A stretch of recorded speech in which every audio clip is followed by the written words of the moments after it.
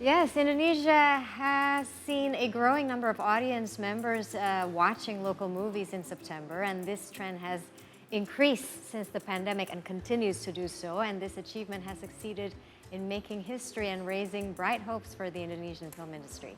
So now let's take a look at the top 5 Indonesian movies in 2022 with the largest audiences. At number 5, we have Ivana, the horror movie directed by Kimo Stambul, which follows the life of a young woman and her little brother after their parents' death. The siblings move away to a place where they face gruesome horrors, and at the end of its domestic run, Ivana had recorded some 2.7 million audience and grossed around 8.5 million US dollars. Penghuni panti yang lain pada kemana? Kalau lagi lebaran, emang sebagian banyak yang pulang. Sini Ambar. Ini salam dulu nih. Kamu And next we have Ngeri Sedap, or Missing Home. That tells a story of a married couple whose children are reluctant to visit them in their hometown. The storyline depicts the culture of Indonesia's Batak ethnic group. The film represents most of Indonesian cultural values, ranging from ways of life, family traditions, and customs. This is written and directed by Bene Dion. Ngeri Sedap has earned 2.8 million views domestically. Bapak gak suka kau jadi pelawak, Mak. Next up, we have a film directed by Hanung Bramantyo, Miracle in Cell Number 7. This movie is a remake of the 2013 South Korean film with the same title. Starring Vino Bastian, the film follows a mentally challenged father named Dodo, who is wrongfully imprisoned for murder.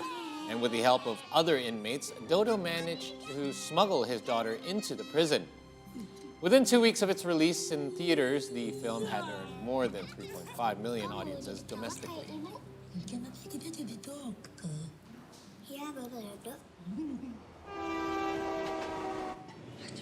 And then ranking number 2, Pengabdi Setan, or Satan's Slaves 2 Communion. The supernatural horror film is written and directed by the one and only horror master of Indonesia, Joko Anwar. The plot takes place years after the family survived a terrible incident where they lost their mother and the youngest, Ian. And now the sister, Rini, played by Tara Basro, and her family moved to an apartment. But the flat that was once comfortable and warm turned into hell, especially after the father died. Satan's Slaves 2 Communion opened with 700,000 admissions, becoming the second highest opening day for a local film. Within 3 weeks of its run on the theaters, the film earned 6.3 million domestically, earning a total of 17.9 million US dollars. Dia kemana-mana selalu bawa tas ini. Dan kalau pulang, dimasukin lemari, langsung dikunci. Lantai kosong.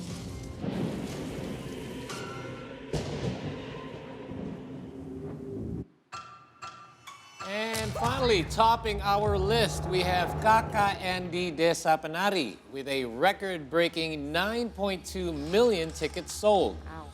This movie has become Indonesia's highest-grossing horror film of all time.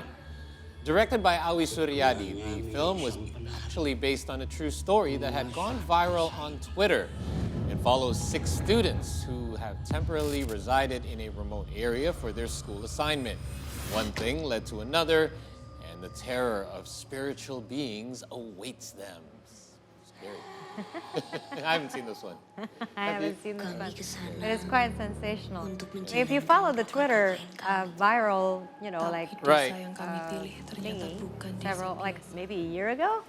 Yeah, I think you would enjoy this one. Anyway, to talk more about Indonesia's achievements recently and what do the achievements say about the Indonesian film industry, we have one of Indonesia's prominent film producers, Mandy Marahimin, here in our studio. Hi, Morning, good Mandy. morning. Good morning. Thank you for having me. Ah, it's a pleasure. Welcome to Movie Talk. Yes, indeed. So, if we list Indonesia's achievements in film, we had Vengeance is Mine, winning Locarno. And then we had Autobiography winning also in Venice. And we had Uni winning in Toronto. How do you see this? It's a very, very exciting trend, actually, because for a movie from a certain country to be known internationally, it actually has to have a run, some kind of a run. So Yes. it cannot be one-off. If you only do it one time and then the festival circle and the international audiences will forget about a movie from a certain country.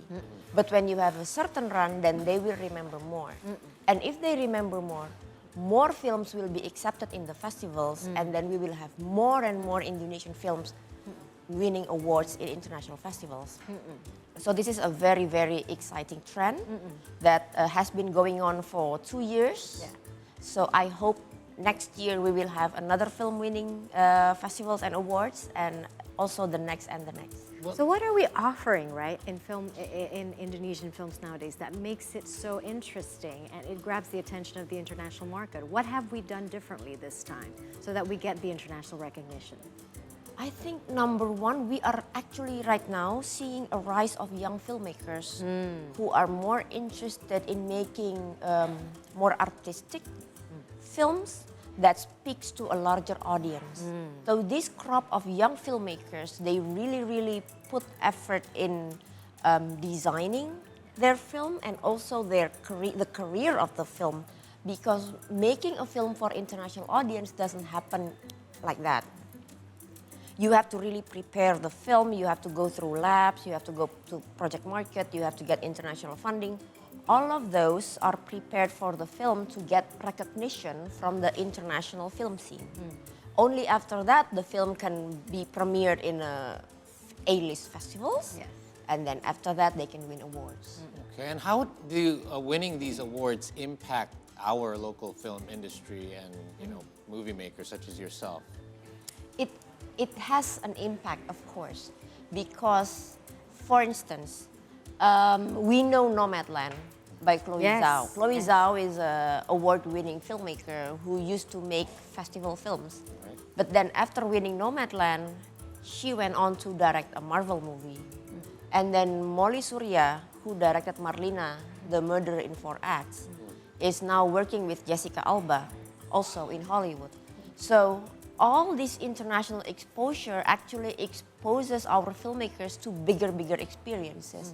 And of course it will impact our film industry, because if our film is gaining international recognition, people will know that, oh, there is such thing as an Indonesian cinema.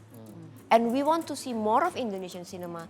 They might want to buy our films more to be screened in theaters around the world. Yeah. And that will impact the industry. Yeah, like for example, Nana was bought by Wild Bunch, right? Yes. Nana, the one with the one directed by Camila Andini, acted by the wonderful Happy Salma, and also Lara Basuki has been Yes. bought by Wild Bunch, which is an international a production house.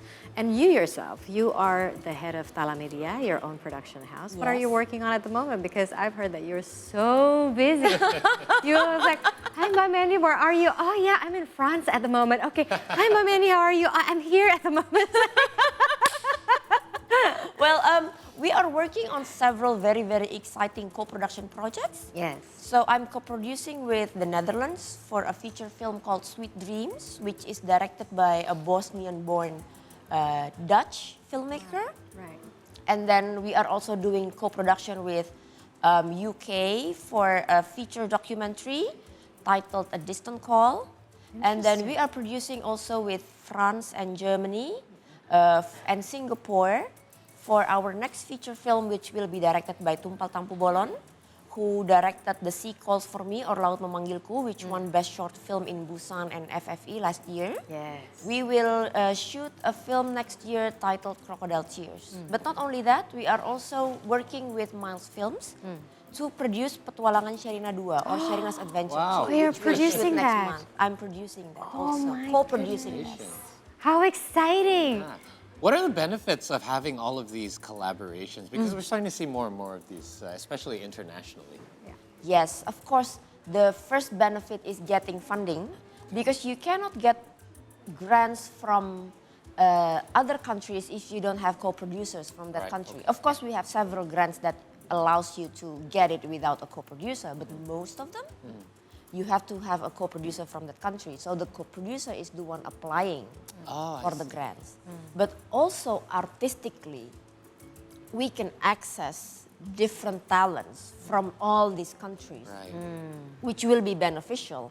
That means transfer of knowledge. Yes. That means education for our filmmakers. So that's very, very beneficial. This is like the production that you're doing, which is Sweet Dreams, right? You have many Yes, different talents from we have many different different countries. talents. The film is produced by the Netherlands, Indonesia, and France.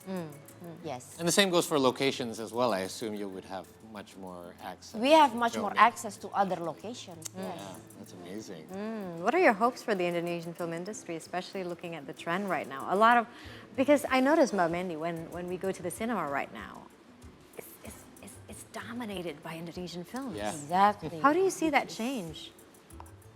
Well, I think because the recent films that has been launched or distributed in Indonesia, why it gains so many audiences, and then the trend of the audience number is going up, is because more and more filmmakers are more aware of production value. So if you look closely, all these films have good production values. We don't make films as commodities anymore. We make them more as an art form, and I think that builds trust in the audience that Indonesian films are good now. Yeah. They are actually worth going to the cinema, driving all that traffic, driving through all that traffic, pay for the tickets, and pay for the popcorn instead of watching it Right. in the comfort of your couch. Yeah, Full but do you think the experience. streamers have actually influenced the quality as well? Because, we have international streamers coming in. We also have some local streamers.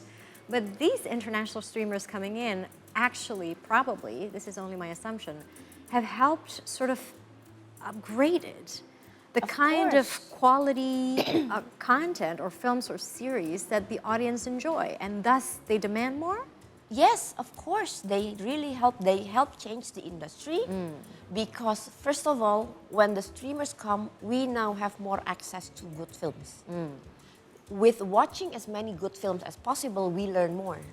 And then, second of all, the streaming platforms provide a space for us to experiment, to do our work within a very, very good support. So that helps elevate. And then also they are more and more buying Indonesian films, which will also benefit us as a filmmaker and benefit the industry as a whole. And I think the audience as well is much more accepting to, I mean, Indonesia years ago used to be very well known for either horror or drama, love stories. However, now there's all these subgenres. Yeah. There's a, Yes. is it a comedy, is it a dark comedy? Yeah. And Heists like Yes. Mencuri Raden Saleh. correct. It's all these, and the audience is much more accepting of it, which also then in turn allows movie makers to be more creative and be more daring in order to do other things. So Yes. now that we've talked about all the movies that are available, since we will be headed to the weekend tomorrow, we usually like to give our viewers movie recommendations. And since we have you, would love to know what your top 3 movie recommendations would be at this moment. Oh, okay. So if you're going to see a movie this weekend, I would recommend first go to the theater and see Inang. Inang, the horror movie by Inang by Fajar Nugros. Fajar Nugros, yes. Inang is a very well made horror film. It's different than what you've seen before. Wow. It was released in a Fantastic Film Festival Yes. in Korea, and now is in the theaters. But it's very well done. Okay. And it's not a jump scare kind Oh, okay. of film. It's Love it. more like a Thrillerish. slow burn, atmospheric love it. film. Is it like Babadook from Australia? A little bit like, right? Babadook is like atmospheric. Yeah, and also like Midsommar, for instance. Oh That my. was Oscar. still stuck in my mind. Really, really nice. Okay, Wow, that's okay. one. And That's then one. 2 more? The second one is you can watch it in Amazon Prime, I think, which is Before Now and Then. Yeah. Before Now and Then, yes. Or Or Nana. the Indonesian title is Nana. Yeah. That film won supporting actress for Laura Basuki in Berlinale International Film Festival. Yes. Yes. I've seen a little bit of it, and it looks really, Seen the really thumbnail, good. and it's very attractive, yeah. Yes, Correct. and then the third one would be? The third one will be out soon, although not this weekend, Right. but you should really, really wait for Autobiography by Autobiography, Makbul Mubarak. That one is also really, really good. It Yeah. won the Prestige Award in Venice International Film Festival. Yes. And that's coming out soon, so please watch out for Autobiography. Oh my Yeah, gosh, There's yeah. a reason why it won an award, right? Exactly. I met Makbul, that was literally 10 years ago, when Oh, he was wow. still writing for Cinema Poetica, right? He was Yeah, he went there as a Berlin Talent Campus member, as a reviewer, I guess, at that time. And it's amazing to see 10 years later, he's actually making his first feature film, and it has been appreciated in Venice. Yes. Amazing job. I cannot wait to see Makbul. Thank you so much, Mandy, for sharing. Thank Mandy, you. thank you so much for thank dropping you. by this morning. Great to have you here. Hope you drop by again anytime soon.